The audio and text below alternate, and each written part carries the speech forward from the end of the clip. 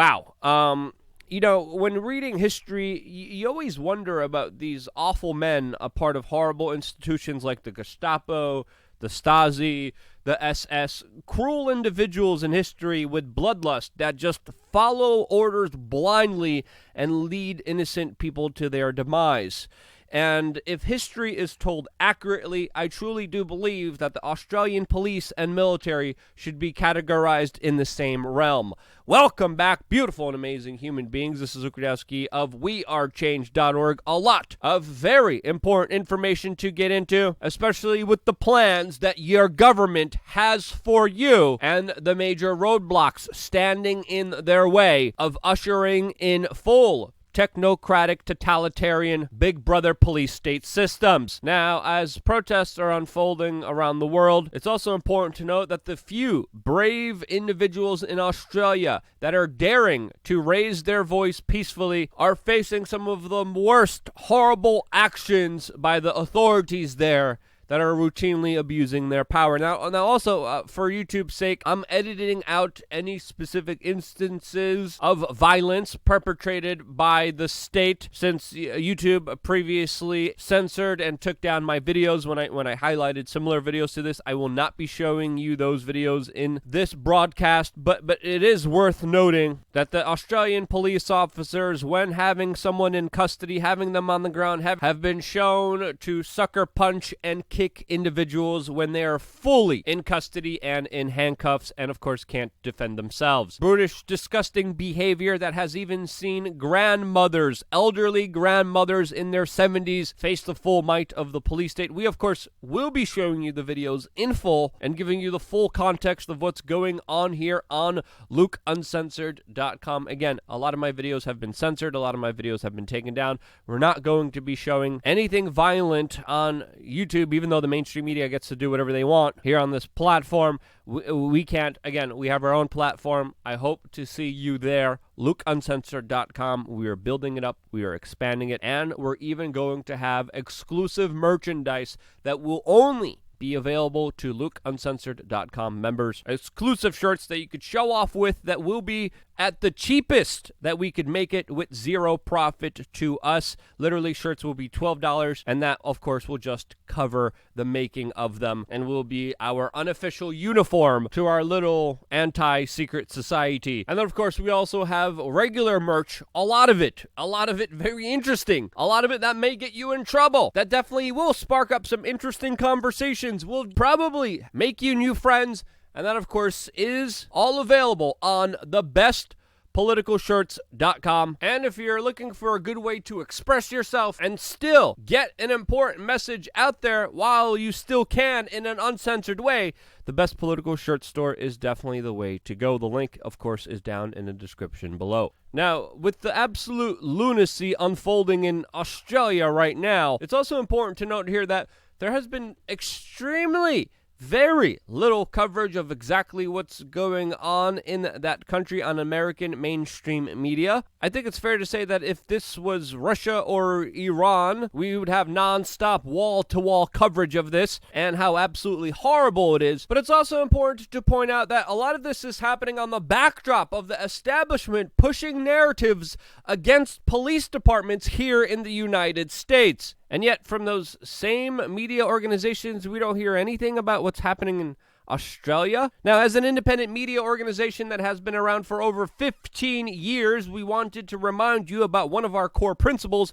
and that, of course, is always being skeptical of any power and authority, which there should always be some transparency and accountability around, especially when it comes to the police state, because we're seeing how bad things could get without any accountability right now in Australia. But also here in the United States, we're getting other troubling developments about other domestic law enforcement like the FBI, which the New York Times wrote a very interesting article about, especially surrounding their direct involvement in the events that happened at the U.S. Capitol on January 6th. As the New York Times says, quote, federal law enforcement had a far greater visibility into the assault on the Capitol even as it was taking place than was previously known. Brian Dean Wright, when talking about this specific article, said, quote, "In other words, the FBI may have incited the January 6th riot." And what was the FBI's involvement here? Well, we still don't know. There's also other events with law enforcement when it involves people that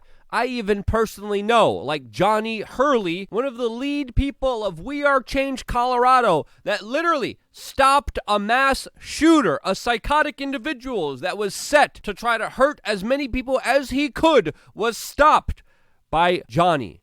And the police department has still yet to release the actual video footage of what happened that day, as of course there's still many important unanswered questions about what actually happened here. We still haven't seen all of the footage. Since, of course, this was a major loss to us, we will be following the story very closely. And, of course, since we were personally affected here, this is a very important story to us, which we are going to be following closely and giving you updates about in the very near future. It's also important to remind you that a lot of these police officers sometimes follow the orders from some of the worst horrible human beings on the face of the earth, including individuals like Andrew Cuomo, who, along with his brother, now have a slurry of allegations against them of misconduct against the women around them. Other politicians call for kidnapping, assassinations, and attacks on the free press, as we're now finally officially getting confirmations from even Yahoo News that there was secret, illegal, covert actions against Julian Assange and WikiLeaks for publishing information to the general public that the government did not want the public to see, since it highlighted the absolutely corrupt and illegal actions that they were committing. Do you see the reoccurring kind of trend here? And very interestingly, this all happened during the Trump administration, the same administration whose president said that he loved WikiLeaks and whose government literally discussed assassinating him for doing what journalists should be doing and actually doing some real mainline reporting. If you look at what Julian Assange and WikiLeaks did here, it's akin to the Pentagon Papers. It's akin to some of the best journalism that has ever been done. And the government was trying to commit some of the worst actions in order to stop it. And this shows you what happens when there's no transparency and accountability within government. And again, this is perfectly represented in what's happening in Australia right now, according to my own personal opinion. It's not just the brutalization and assault of innocent law-abiding people that are trying to go about their everyday lives. It's also the massive intrusion into people's personal spaces, into their lives, into any semblance of privacy that they previously had before, as police officers are literally stopping whoever they want, whenever they want, without probable cause, snatching their cell phones, going through their private photos, their private messages, and even having the ability to alter and post on social media, pretending that they are the individual that they are stopping. They have ultimate reign and power. The police there have even went out to such lengths as to literally block mainstream media helicopters from covering protests in that country, as they have successfully set up a no-fly zone all over Melbourne City to make sure that the world can't see how many people are protesting against their tyranny. And the government there only plans on expanding their reach even further in that country, as the Prime Minister announced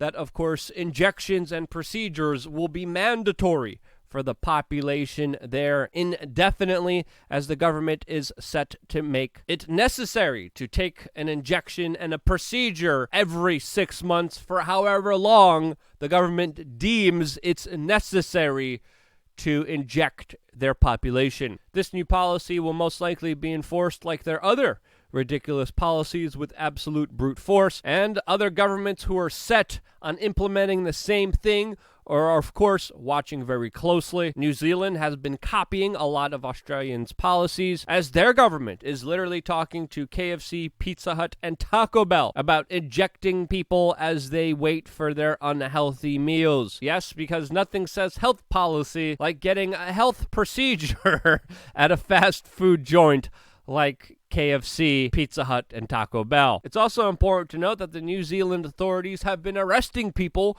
who are trying to smuggle KFC fried chicken into locked down areas. I previously inaccurately reported that this came out of Australia. It wouldn't surprise me if cases like this did happen in Australia, but I was wrong, and of course this is happening in New Zealand, a country close copying the policies of Australia with their punishment of the civilians. Other countries like Italy are becoming just as draconian, as they just announced new policies that will prevent people from getting paid if they don't take the procedure that the government wants them to take. It's also important to note that in Italy, they first implemented a medical mandatory procedure for restaurants and movie theaters. Then they expanded it to buses, trains, flights, and now they're even expanding it even further to the point where people can't even have a paycheck if they didn't get the injection that the government wants them to get. There also have been similar measures in France. There also have been a lot of protest against this in France. There's a lot of protests in Italy as well, in the United Kingdom,